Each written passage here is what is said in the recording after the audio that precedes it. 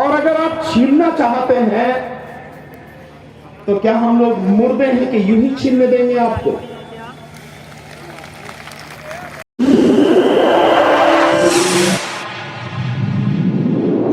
इस news channel पर जो भी वक्ता ने कहा वो उसकी अपनी राय है, जिसकी पुष्टि नेशन न्यूज इंडिया नहीं करता। धन्यवाद।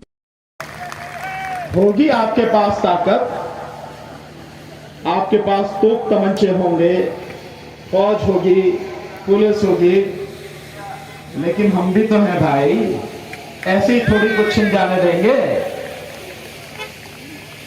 और साथियों, इसके लिए लड़ना पड़ेगा।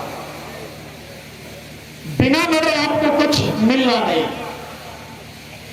और लड़ाई इस बार बहुत आर पार की लड़ाई होगी,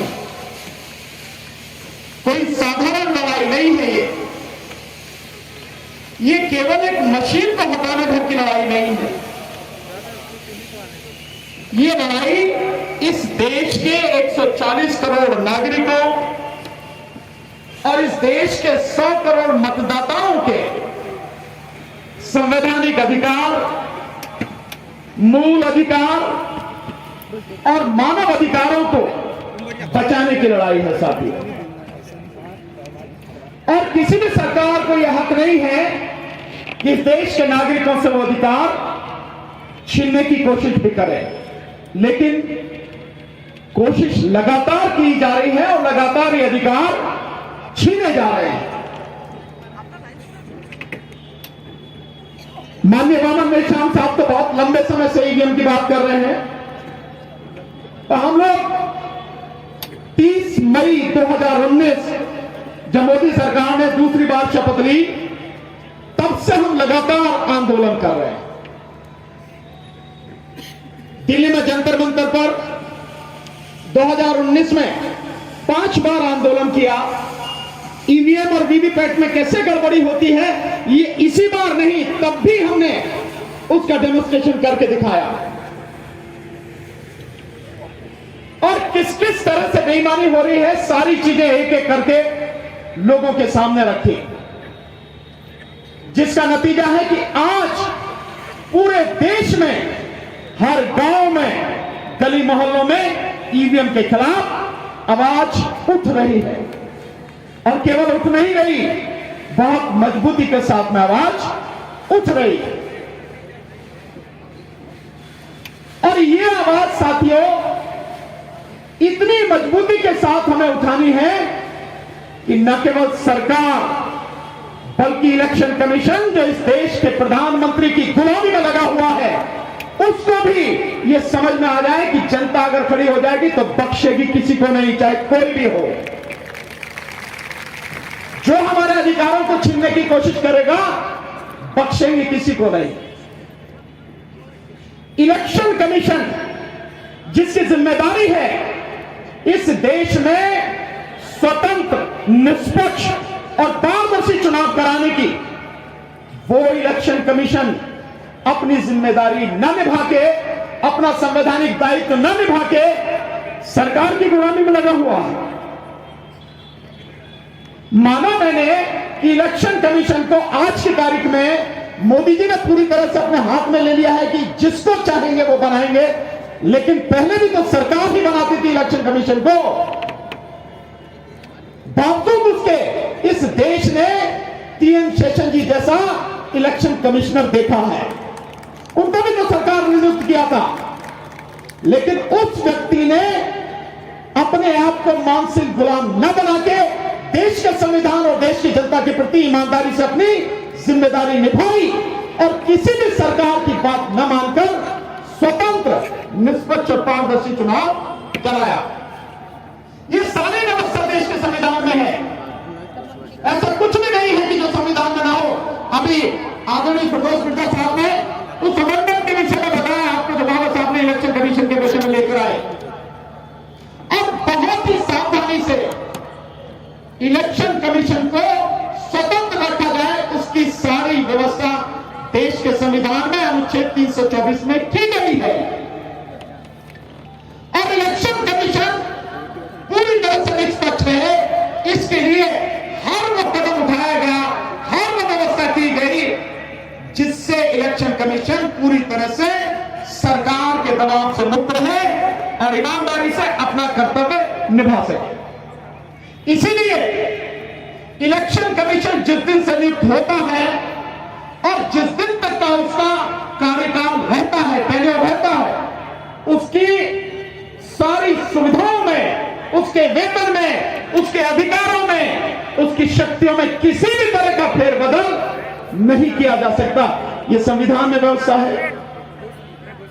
और यही नहीं, उसको हटाने की व्यवस्था भी इतनी मजबूत की गई है कि उसको हटाने के लिए महाभियोग यानी इंपीचमेंट की प्रक्रिया अपनानी पड़ती है, जो सुप्रीम कोर्ट के जजेस को हटाने के लिए है। यह व्यवस्था की गई है। बेशक सरकार बनाती है, लेकिन सरकार के हाथ में पावर नहीं दी गई कि वो इलेक्शन कमीशन को हटा सके। यह उसको इंडिपेंडेंट बनाए रखने के लिए व्यवस्था की गई। और इतना ही नहीं, एक और व्यवस्था की गई। आपने देखा होगा कि हाई कोर्ट के जज हैं, सुप्रीम कोर्ट के जज हैं, ये भी सेवानिवृत्त होने के बाद, रिटायरमेंट के बाद में कहीं किसी कमीशन के चेयरमैन, मेंबर, कहीं पे गवर्नर और कहीं पे आपने देखा होगा कि राज्यसभा में जाएं, ये व्यवस्था भी इलेक्शन कमीशन के लिए पूरी तरह से बंद की गई है। रिटायर होने के बाद इलेक्शन कमीशन को किसी भी विभाग में, किसी भी डिपार्टमेंट में कहीं भी नियुक्त नहीं किया जाएगा। यह सिर्फ इसलिए है ताकि इलेक्शन कमीशन पूरी तरह से इंडिपेंडेंट होकर काम करे, देश के लोकतंत्र और देश के संविधान को बचाने के लिए अपनी संविधान की जिम्मेदारियों को निभाए। लेकिन इलेक्शन कमीशन कुछ और ही कर रहा है। इलेक्शन कमीशन कह रहा है कि हम कह रहे हैं ईवीएम ठीक है। कौन हो भाई तुम? तुम्हारी औकात क्या है? तुम इस देश के सिंपल एक पब्लिक सर्वेंट हो। पब्लिक माने जनता, सर्वेंट माने नौकर। तुम जनता के नौकर हो और जनता मालिक है। वो जैसे कह रही है तुम्हें वो करना है, और जनता कह रही है ईवीएम से चुनाव नहीं होगा, तो तुम्हें कुछ सोचने की जरूरत नहीं, ईवीएम से चुनाव बंद करा देना चाहिए तुरंत। लेकिन वो कहता है कि विश्वास करो। हम यहां नागपुर में हैं, नागपुर में दीक्षा भूमि, यहां है हम। और इस दीक्षा भूमि में जब 1956 में बाबा साहब ने बौद्ध धर्म की दीक्षा ली, वही बौद्ध धर्म के प्रणेता तथागत बुद्ध कहते हैं कि किसी भी बात को इसलिए मत मान लेना कि आपके माता पिता कह रहे हैं, किसी भी बात को इसलिए भी मत मान लेना कि आपके गुरु कह रहे हैं, किसी भी बात को इसलिए भी मत मान लेना कि कोई संत महात्मा कह रहे हैं, या किसी भी बात को इसलिए मत मान लेना कि मैं कह रहा हूं। इससे बड़ा कोई आधार नहीं हो सकता सच्चाई को स्थापित करने का, सच को जानने का। उन्होंने अपने लिए भी कहा कि किसी को इसलिए मान लेना, किसी बात को, कि मैं कह रहा हूं। किसी भी बात को तभी मानना जब आप अपने अनुभव से, ज्ञान से इस निष्कर्ष पर पहुंचो कि यह बात सही है और इससे बहुत से लोगों का कल्याण होगा। और जनता का नौकर कह रहा है कि मैं तो कह रहा हूं, इस बात को मान लो। और वो जनता का नौकर जब 5 जनवरी को हम लोगों ने दिल्ली में पटेल हाउस कोर्ट से मार्च करने की बात कही कि इलेक्शन कमीशन के पास जाएंगे और उनसे कहेंगे 50 ईवीएम मशीनें हमें दो, हम बताएंगे कि कैसे मैनिपुलेशन होती है इसमें। वही इलेक्शन कमीशन डर गया, हमें 50 मशीनें देने को तैयार नहीं। हम लोगों को पुलिस के माध्यम से डिटेन कराया गया, सरकार और इलेक्शन कमीशन दोनों डर गए। और उसके बाद में जब 6 जनवरी 2024 को दिल्ली में जंतर मंतर पर हमने बाकायदा डेमोन्स्ट्रेशन दिखा के सरकार को और इलेक्शन कमीशन को नंगा कर दिया और कहा कि इस तरह से गड़बड़ी होती है, प्रदर्शन करके दिखाया। उसके बाद ईवीएम लेके जगह जगह घूम रहा है।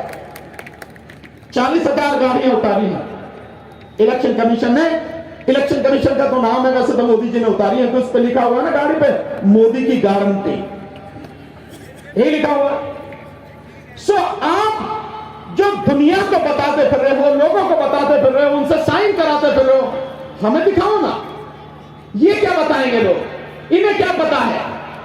क्योंकि इन्हें यूं नहीं पता। मैं बार बार एक सवाल पूछता हूं, इस देश की सुप्रीम कोर्ट के तमाम जजेस से, हाई कोर्ट के तमाम जजेस से, इस देश में जितने भी डिस्ट्रिक्ट कोर्ट हैं उनकी जितने भी जजेस हैं उन सबसे, तमाम आईएएस ऑफिसरों से, तमाम आईपीएस ऑफिसरों से, कलेक्टर, एसपी, एसएसपी, सबसे मैं पूछता हूं, इस देश के तमाम प्रोफेसर से पूछ रहा हूं, तमाम मंत्री, प्रधानमंत्री, मुख्यमंत्री, सबसे पूछ रहा हूं, सारे एडवोकेट से पूछ रहा हूं, डॉक्टर से पूछ रहा हूं, इंजीनियर एक्सेप्ट सॉफ्टवेयर इंजीनियर, उनसे, और जितने भी पीएचडी करे हुए लोग हैं, पढ़े लिखे लोग हैं, भाई ईवीएम की तकनीक क्या है जानते हो क्या इसे? ईवीएम कैसे काम करती है जानते हो क्या इसे? आप बताइए, सारे के सारे लोग जानते हैं क्या? मुझे लगता है चुप बैठे ही जानते हैं साहब। तो बताइए, सारे लोग जानते हो क्या? कोई नहीं जानता। 100 करोड़ के लगभग मतदाता हैं, उनमें से 99% लोग नहीं जानते कि इसकी तकनीक क्या है, ये कैसे काम करती है। और फिर भी पिछले 20 साल से लगातार अंधों की तरह हम लोग सारे के सारे वोट दिए जा रहे हैं। कभी मन में सवाल नहीं आता, भाई पारदर्शिता जो चुनाव का सबसे पहला एक धर्म है, एक पद है, वो कहां है? कहां है पारदर्शिता?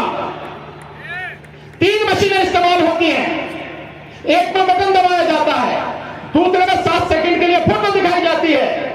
जिसकी फोटो दिखाई जाती है वो कागज दिया नहीं जाता, उसकी गिनती नहीं होती, और जिसमें पता नहीं है कंट्रोल यूनिट कि हमारी वोट गई भी है, नहीं भी गई, कहां गई है, किसको गई है, उसकी गिनती की जाती है। इससे ज्यादा बड़ा अधर्म, इससे बड़ा देशद्रोह कोई होगा क्या?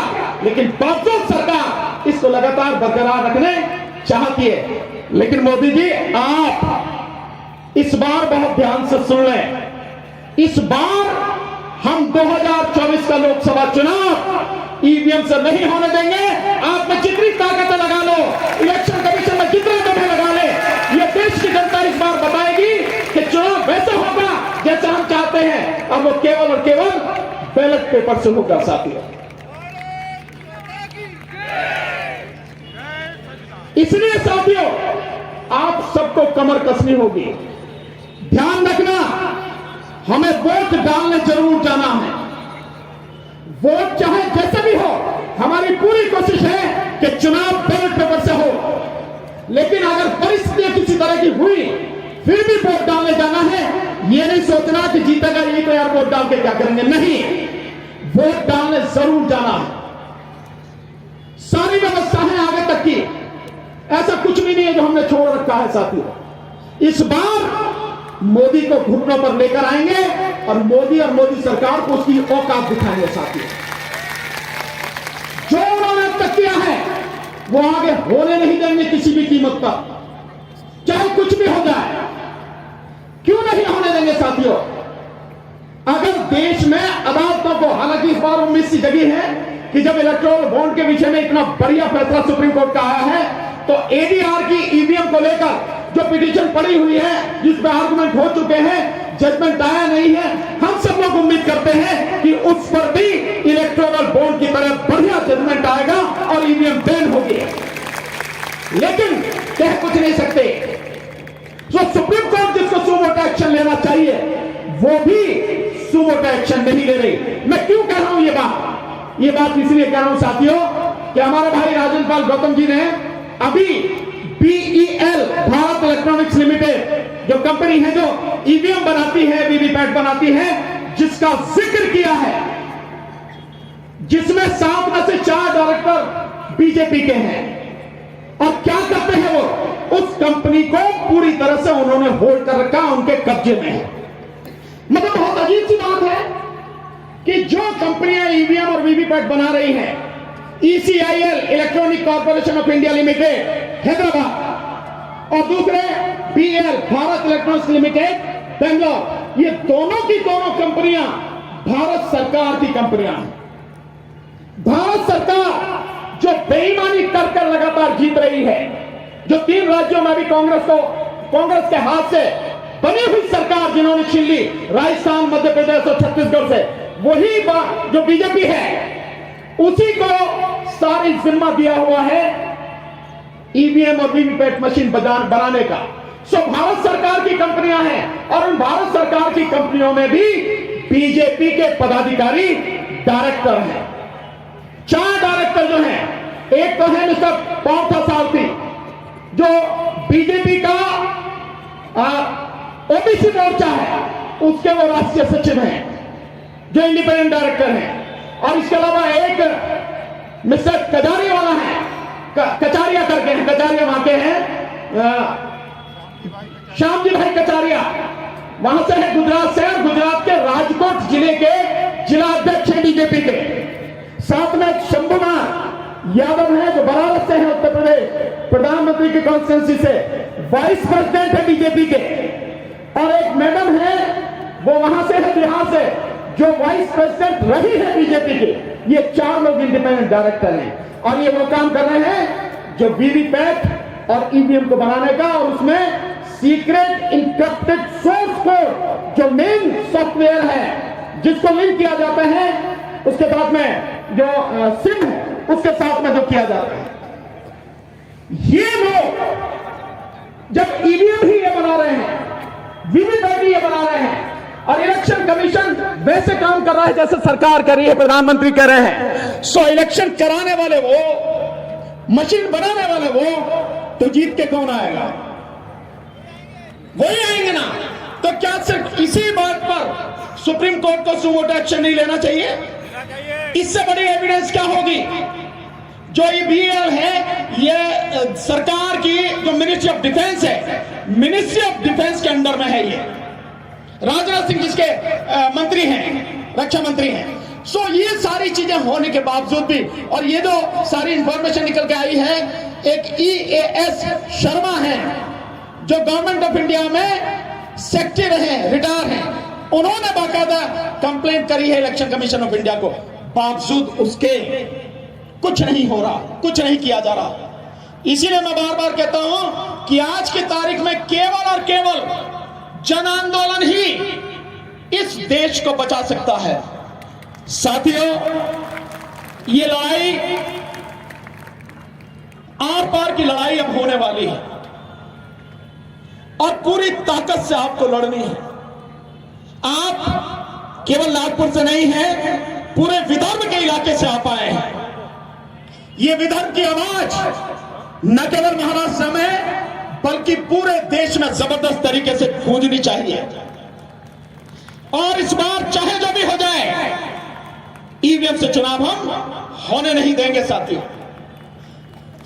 इस देश में इस ईवीएम के माध्यम से हमारे तमाम अधिकारों को छीन लिया गया है। हमारे बच्चों से हमारी शिक्षा छीन ली गई, हमारे बच्चों का भविष्य छीन लिया गया, रोजगार छीन लिया गया उनसे। इस ईवीएम के माध्यम से इस देश के लोगों से स्वास्थ्य सुविधाएं छीन ली गई। प्रधानमंत्री सारी बातें करते हैं, लेकिन न तो शिक्षा पे बोलते हैं, न रोजगार पे बोलते हैं, न स्वास्थ्य सुविधाओं पर बोलते हैं, न किसानों पर बोलते हैं, न मजदूरों पर बोलते हैं, न ओल्ड पेंशन स्कीम जिसके लिए लोग लड़ रहे हैं न उस पर बोलते हैं, न 1 रैंक 1 पेंशन के लिए जो फौजी लड़ रहे हैं न उस पर बोलते हैं। गारंटी देते फिरते हैं। और मैं बार बार कहता हूं, भाई जिसने 2 करोड़ रोजगार की गारंटी दी थी वो कौन बेईमान था, कौन मक्कार था, कौन था भाई? मोदी। सो मोदी जी, आप शिक्षा पे क्यों नहीं बोलते? आप रोजगार पर क्यों नहीं बोलते? क्यों? क्योंकि शिक्षा को खत्म करना है, रोजगार को खत्म करना है, लोगों को अनपढ़ रखना है और उनकी कमर तोड़ देनी है आर्थिक रूप से, इसलिए नहीं बोलते। आज किसान लड़ रहे हैं, किसानों को जो भी चाहिए सरकार के लिए जरा सी देर का काम। जिस केंद्र सरकार का बजट साल में 50 लाख करोड़ का है, किसान जो मांग रहे हैं अगर एज इट इज उन्हें दे दिया जाए, जो मांग रहे हैं जो का तो उन्हें दे दिया जाए, तो मेरी सारी कैलकुलेशन, जिसमें वो किसानों की बात नहीं, वो मजदूरों की बात कर रहे हैं, मनरेगा की बात कर रहे हैं, और साथ में वो इस देश के आदिवासियों की भी बात कर रहे हैं। अगर सारा कुछ दे दिया जाए तो 15 लाख करोड़ से ज्यादा खर्च नहीं होगा। इस देश में किसान कितने हैं साथियों? सरकारी आंकड़ा बताता है कि 14 करोड़ 64 लाख किसान परिवार हैं। सरकारी आंकड़ा है ये। इसमें 85% सीमांत और मझोले किसान हैं, यानी लगभग 12.5 करोड़। और खेतीहर मजदूर, उनकी संख्या 10 करोड़, यानी 10 करोड़ परिवार में। कुल मिला के 25 करोड़ परिवार। एक परिवार में अगर कम से कम 4 भी लोग हों तो कितने लोगों की बात हो रही है? 100 करोड़ लोगों की बात हो रही है। अगर 100 करोड़ लोगों को उनका जीवन बेहतर बनाना है, 15 लाख करोड़ रुपए सालाना के खर्च करने पड़े, तो क्या कोई बहुत बड़ी चीज है? सरकार के पास है नहीं क्या? अपने यारों का 25 लाख करोड़ रुपया माफ कर दिया, तो किसानों को और मजदूरों को नहीं दिया जा सकता क्या? दिया जा सकता है। लेकिन जब आदमी बेईमान हो जाए, जिसकी नीयत खराब हो जाए, तब वो सारी चीजें करता नहीं है। लेकिन अब बहुत हो चुका, अब ये बर्दाश्त नहीं होगा साथियों। एक बात और आपको बताऊंगा, जिस वीवीपैट को लगाया गया था 2013 के जजमेंट के बाद, 8 अक्टूबर 2013 का जो जजमेंट था, सुब्रमण्यम स्वामी बनाम इलेक्शन कमीशन ऑफ इंडिया, आदरणीय वामन मेश्राम जी की तरफ से भी जो पिटीशन थी उसको भी टैग किया गया था उसमें। उसके जजमेंट के बाद जो लगाया गया, और 2017 के बाद जो वीवीपैट आई, उसका एक आंकड़ा देखिए आप, बड़ी मजेदार बात। मतलब इतने सारे सबूत के बाद भी कोई कोर्ट काम नहीं कर रही कुछ भी। और वो आंकड़ा क्या है?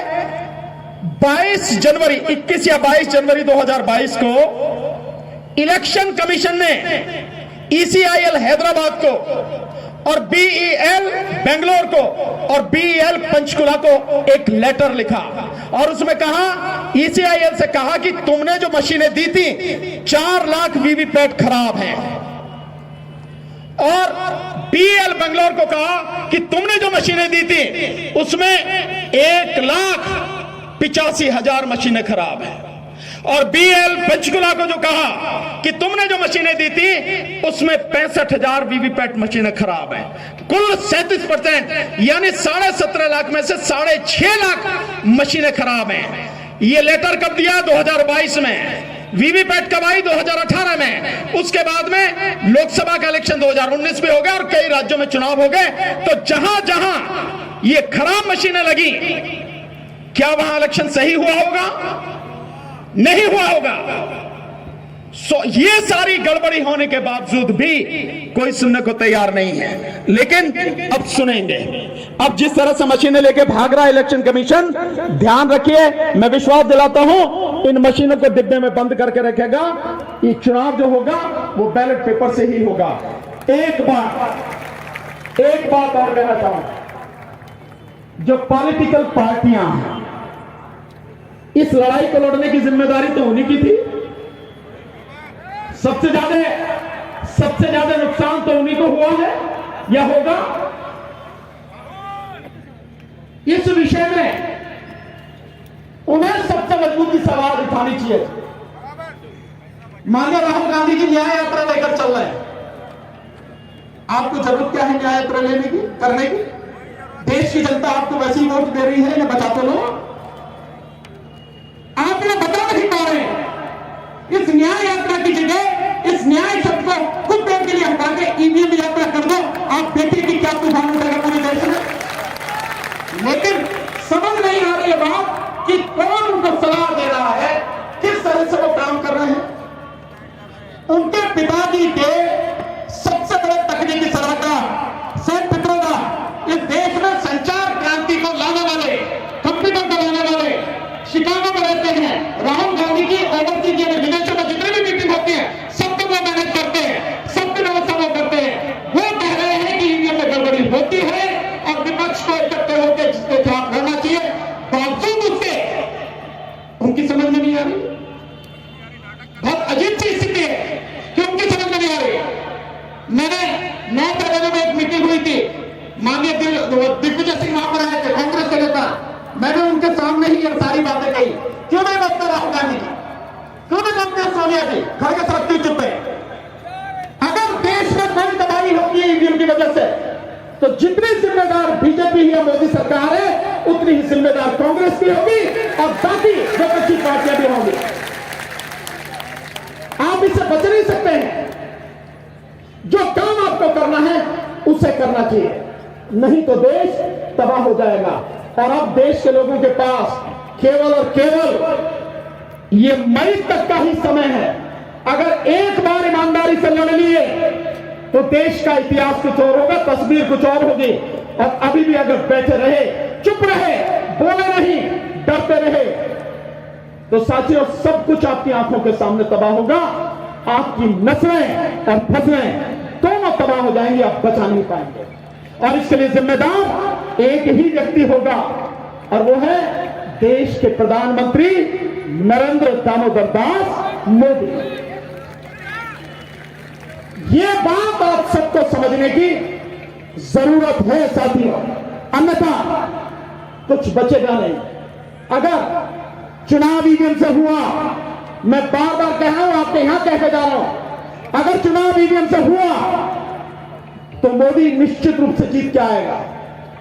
और अगर जीत के वो आया तो आगे इस देश में चुनाव होने वाला नहीं है। ये आप लिख लेना बात मेरी, क्योंकि जिस मकसद को लेकर चल रहे हैं 2025 में हिंदू राष्ट्र की घोषणा, तो हिंदू राष्ट्र की घोषणा करेंगे तो लोकतंत्र में नहीं हो सकती, वो राजतंत्र में ही हो सकती है।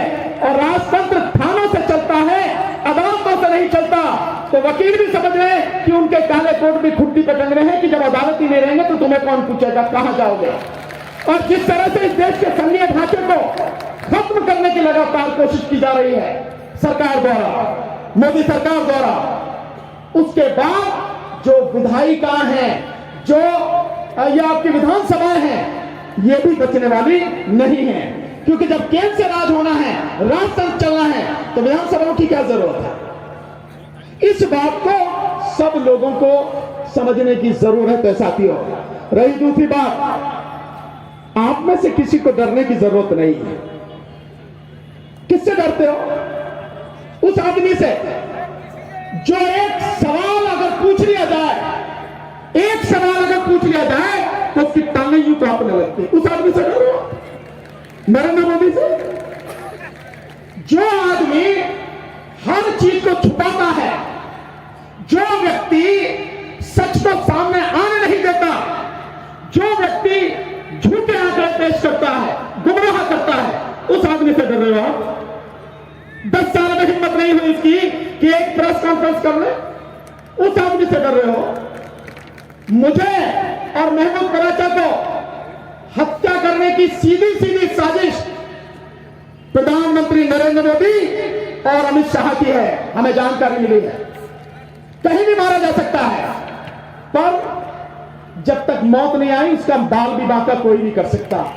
और जिस दिन मौत आएगी उस दिन कोई बचा भी नहीं सकता।